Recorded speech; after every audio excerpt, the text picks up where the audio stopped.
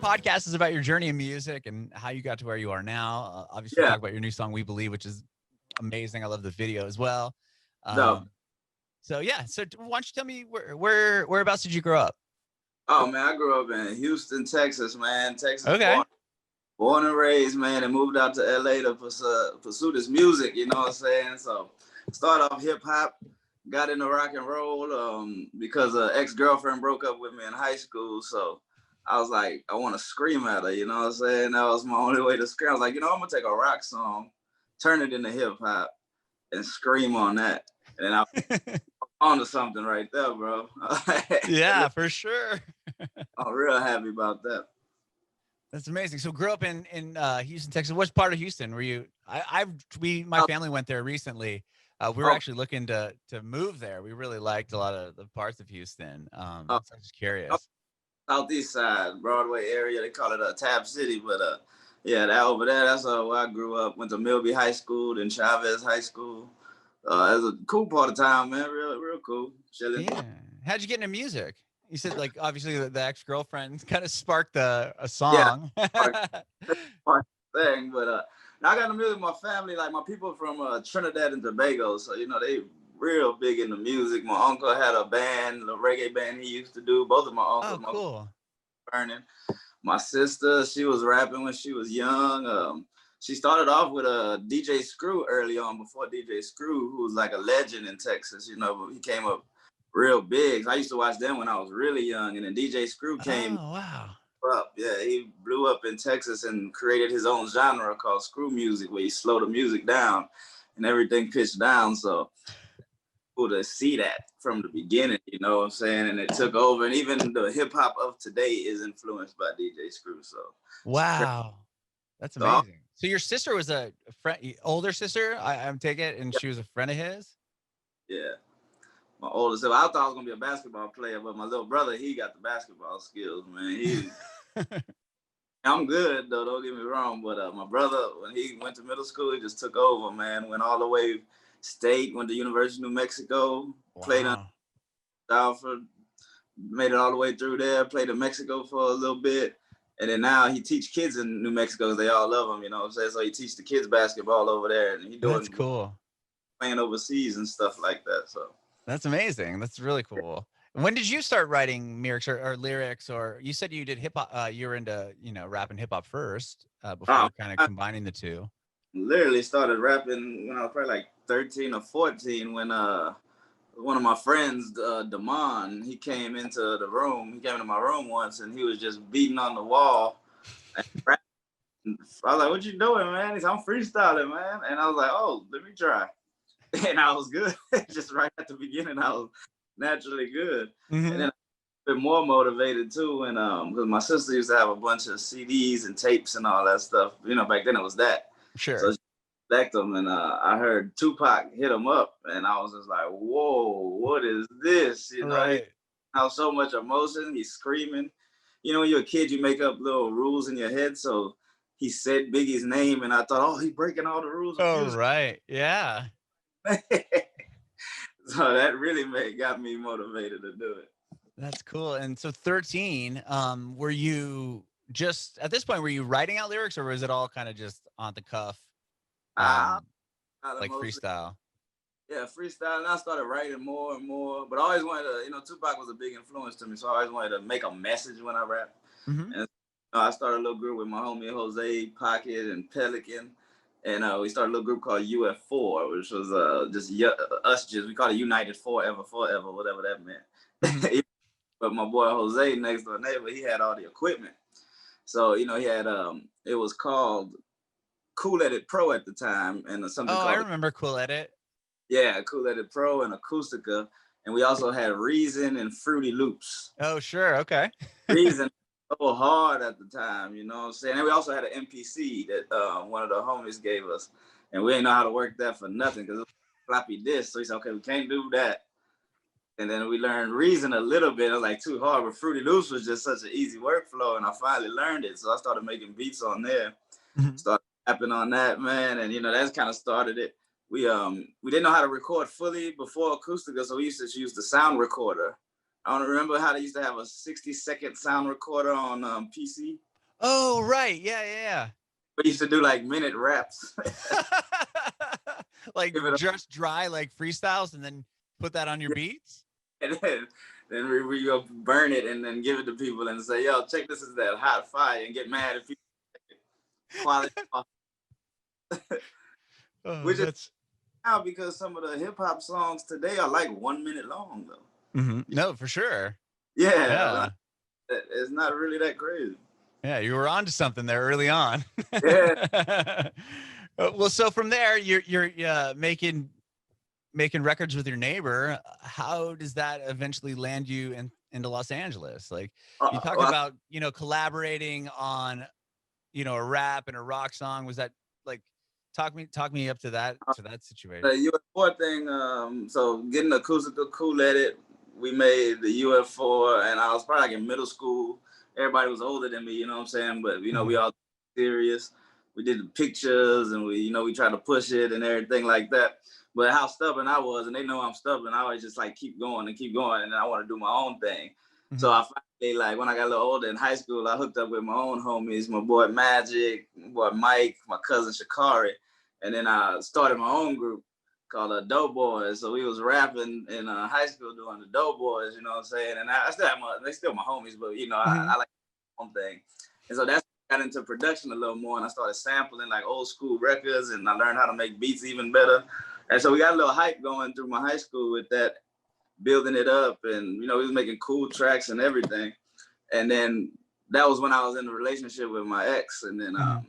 I was learning to sample. And then when she broke up with me, I was like, man, I gotta try something different. So that's when I got the rock song and I put it. And then she had broke up with me during a time when MySpace was out. Okay. And that was the first time I heard of MySpace because she was with some boy on MySpace. I was like, what the fuck? What is a MySpace?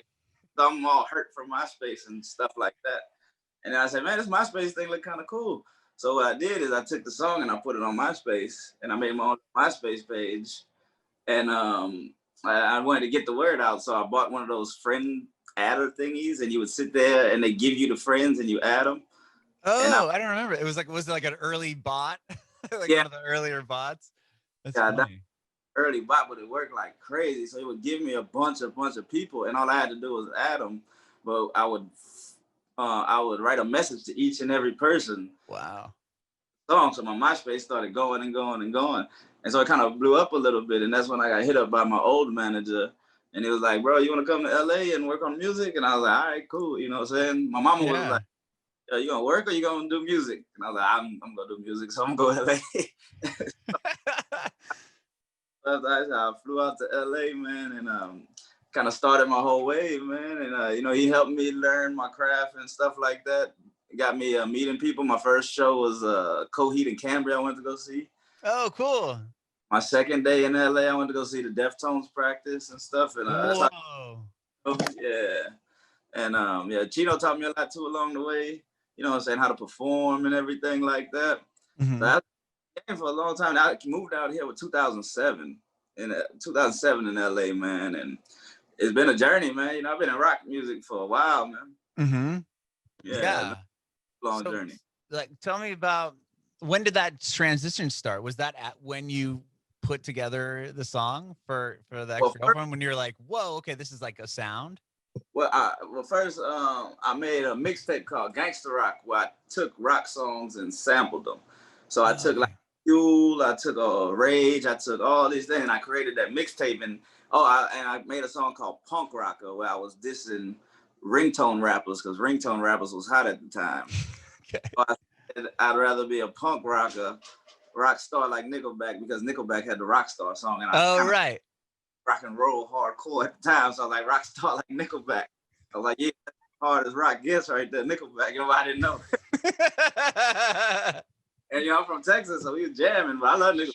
No, this to that. I love Nickelback. But so then from digging and learning to sample rock music, that's why I got in it. And I started learning about At the Drive-In, Rancid, and I saw there was other black people doing rock too. So it was Bad Brains, Fishbone, you know what I'm saying, Living Color. And I was Mhm. like, this is deep, so I had to respect the music. So I really got down in the music, and that I made mixtape after mixtape, and that led me to go make my own rock music with Ross Robinson. Mm-hmm. And Chino that's the record you had Paul from At the Drive-In on. Yeah, at the drive-in. And then Chino had the idea too with my manager to get Mark and Cody from Blood Brothers. Yeah. That was dope. So sick. Then Daniel Idiot Pilot, and you know, that album was just that kind of like was artist's favorite album. Jonathan Davis said it was one of his favorite albums, you know what I'm saying? And I was just listening to I just saw the video for Ghetto Ambience. Oh yeah. Dude, that song is so hard. You can't find that record anywhere. It's not on Spotify. What happened? What happened and how it got took off? So we just trying to figure that out, because now I got more people coming. I'm like, yo, I wish I could hear the first one too. Right? Yeah, I heard that one song. I was like, damn, I want to hear the whole record. And I went on Spotify. And I'm like, oh, it's not there. So hard, man, because it was like I didn't know nothing about making a chorus hardcore or nothing like that, and it was just more so just me just going hard. So that's why special. And it really didn't have like no structure hardcore, but Ross is magic like that. He know how to make some stuff sound epic. So I did with that record, man. And so that made they got me around the world. I went all around the world. England showed a lot of love to me. I was in Brazil. I went on my first tour with the Alcoholics with the rap. Yeah, I know them. And then I went on my second tour with El Nino. El Nino took me out to Brazil. Nino? Yeah, El Nino. Okay, yeah. I actually just interviewed Christian not too long ago. Oh, yeah. Yeah. All them lives, man. Oh, this is awesome, man. Yeah, they that's why I always give them mad love. They brought me out, showed me nothing but love, man. And it was just me and my DJ. I didn't have a band at the time. I wasn't rocking. Really? It wasn't rock yet? Yeah, this is before Ross, though. So after that tour, my bad. This is before Ross. After that tour is when I got with Ross, and then that took me way to England and everything like that. Okay, so yeah, because you have another record called Dirty South Rock. Yeah, Dirty South Rock. All of that was before Ross. So you got to LA in 2007, and then is that when you started writing Dirty South Rock? I made 2 mixtapes, Dirty South Rock, and then went on tour with Alcoholics, went on tour with El Nino, came back, got the attention, made my record with Ross, and that kind of started my wave after that. Okay. And with that record with Ross, did you tour with the band that, created that? Yeah. Mark and Cody didn't tour with me, but I toured with Paul, I toured with Daniel. Wow. I had Kelly Scott from Failure on the drums. Oh, wow. Had Tom Capone from Quicksand at one point rocking with me. Oh my gosh. I had I had so many people. I had Mike from Alien Ant Farm on the drums for a few shows. Oh, cool. Yeah, man. My stories are crazy, man. That's crazy. So dope. I mean, but wow. So you get to LA and you said like the first thing you did was go see Coheed and Cambria, which is crazy. Cool. Yeah. My old manager, go to the Deftones practice space. Yeah. I think my old manager was in the game for a while. So he knew everything. And he was real good with Chino and stuff. So just being with him, he kind of showed me around the place doing this and that. And he kind of kept me like, yo, you're not gonna be a star overnight, motherfucker. You gotta, we gotta work hard kind of thing. So, yeah. Wow. Okay. I met a lot of people and, and then they respected the music. So it just started growing and growing and growing. And then from Birth School, Work, Death, what happened next? I mean, that was obviously what started really kind of pushing your career, right? That's kind of the turning point. Birth School, Work, Death made some noise all over. I was doing all that independent with my man named Miles, and he helped me get around the world, invested in me and stuff like that. But then after a while, it kind of stuff kind of faded for a bit. I started grinding myself and built it up again. And that's why I got to Flag Channel almost 4 years later, man. I just kept going at it. Mm-hmm. And it's Flag Channel under Sony Red Music. And yeah, with a dude named Mitch. And that one really changed the game for me too, because that's when I was like legit, music. I learned how to create verse and structure and a way a chorus should be, where the bridge should come in. Mm-hmm. I crafted in those 4 years, and then that song Bullet, man, was just. It just took off to another level. Yeah. That was crazy, man. I remember when I first got Bullet, too. I was with my boy Mark from Take It Back Sunday, too. He was just like, man, is it good? We should rock it. Really? Yeah, he had just Oh my came. gosh, I love Taking Back Sunday. One of my favorite bands. I've actually interviewed Adam a handful of times, as well as John and Sean for the podcast. Yeah, dope, dope. Yeah, Mark, he low key part of We Believe too, because he had gave me a beat around that time, and Really? he was making beats, and he wanted to make a beat, so I had literally wrote my lyrics to We Believe on that beat, and had it for like 4 or 5 years, and then when it came back around, I showed my new manager now, shout out Burko, and he was like, "Yo, we need to make this song over." So that's when we got and made it over, and it was like, That's "Yo, crazy. yeah." Wow, that's awesome. That's really cool. Does he know Uh, that you wrote the lyrics to his drum beats?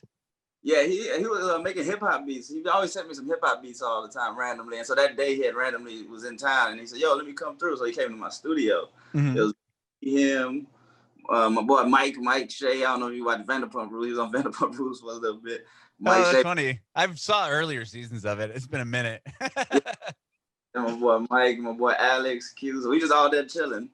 And Mike Gitter, who worked with Red Sony, he had just sent the beat from a dude named Sean who made it, the Bullet. And we just all sat there with it and was like, "Man, it's kind of dope. It's cool. Let's see." And then I was like, "All right, I'm gonna sit with it."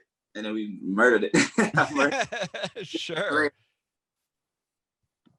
Wow. Okay. So from going from birth school, work death to Flag Channel, you said that, with the gap there, that's where you really learned to write and with Yeah. chorus and kind of construct the song.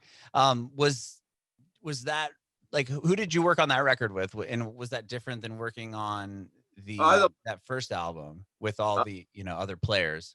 Yeah, it was different because it took so long. Like, but it's just business stuff that made it take so long. So I had to go in at certain times. But Mm-hmm.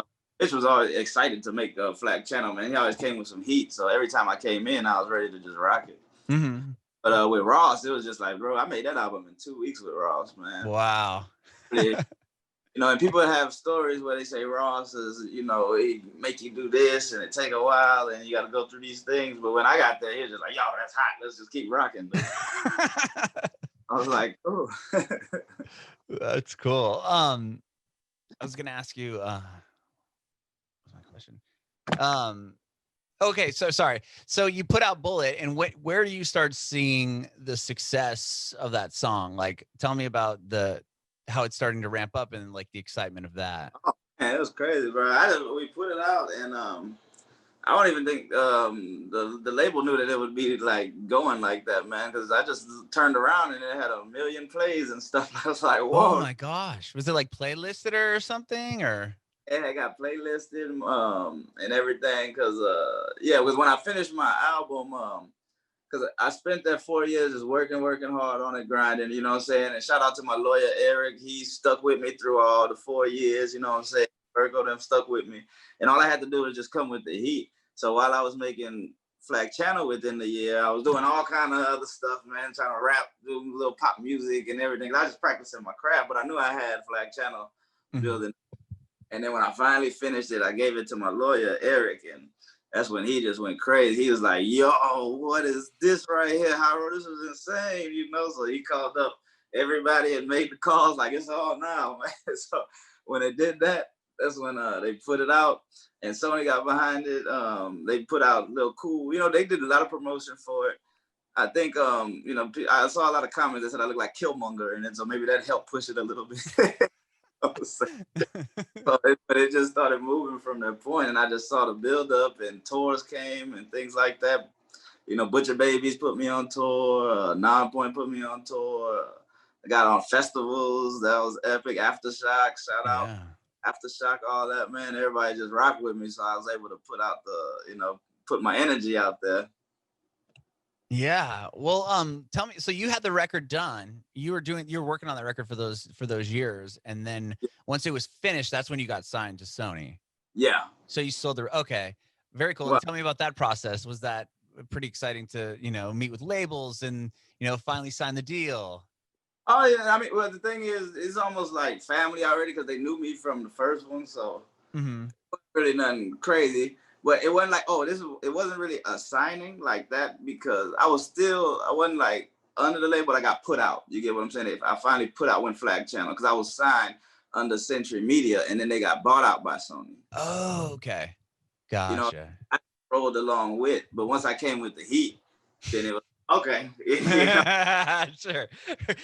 That, That's yeah. cool. So with the success of that song, obviously you said you got on bigger tours, bigger festivals. Like what would you say like the biggest milestone from releasing that record and the success of that song would be? And festival stages, man, that had to be the most epic stuff ever, man. You know what I'm saying? Seeing them big crowds like that. Like I've done it already before in England and things and in Australia, but 4 years of none of it, I was like, bro, I'm so happy to get back. But in America now, you know what I'm saying? So that was always my thing, is to try to get America's attention too. I had overseas, which was dope too, but you know, I just want my people, you know, America. So Right. when I got Flack Channel, I finally started getting American love, and that was such a great feeling, man.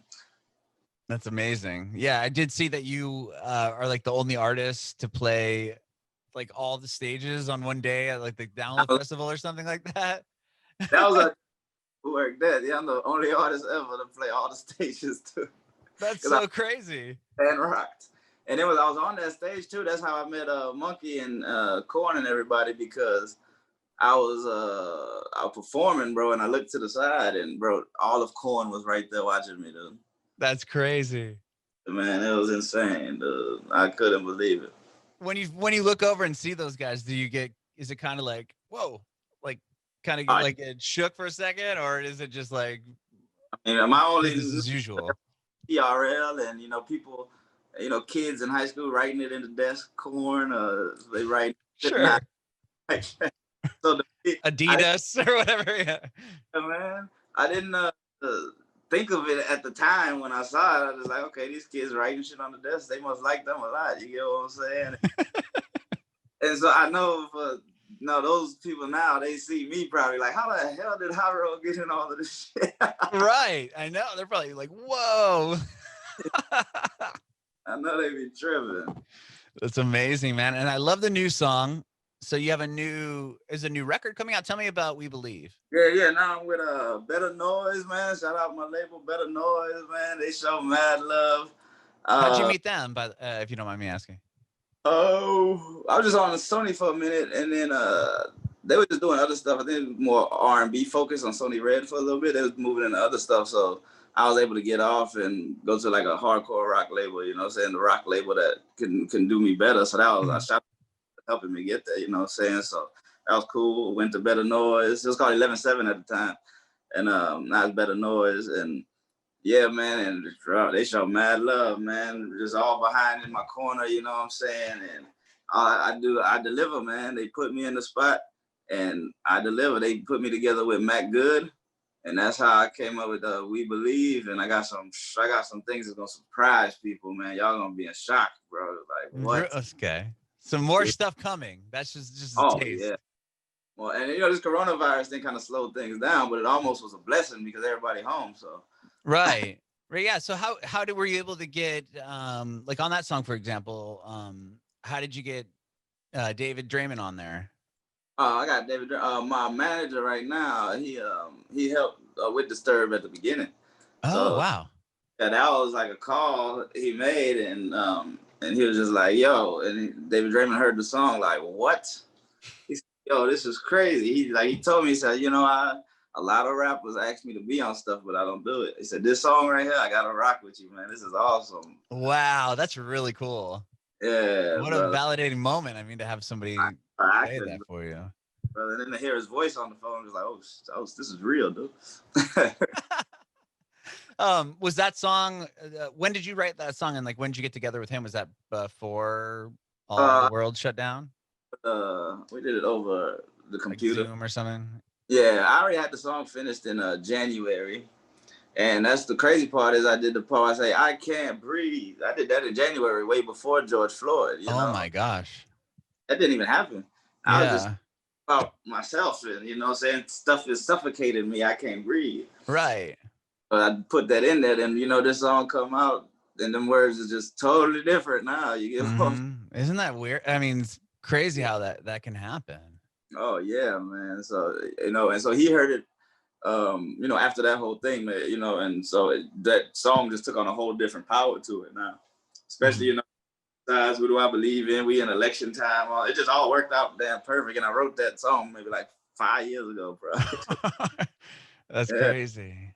Well, what were you up to when this all hit? Were you on tour or in the studio? Like, how did it affect you directly? Oh, bro, I was waiting for my big tour. Me asking Alexander, Falling in Reverse, and Wage War. Oh my gosh, really? We had blues and all these dope venues, and I'm Playing huge theaters. I mean, or big cancel tours. I'm like, oh snap, what the hell about to happen, dude? And we like slowly, it was the last ones, and then bam, canceled. I said, no. Oh man, were you just seeing like other artists like canceling, and we're just waiting? They canceled it. I said, what's going on? I said, bro, no, we still rocking, right? We still rocking. And then we was like the last one to finally say, it's done, man. Oh, jeez, wow. Yeah, bro.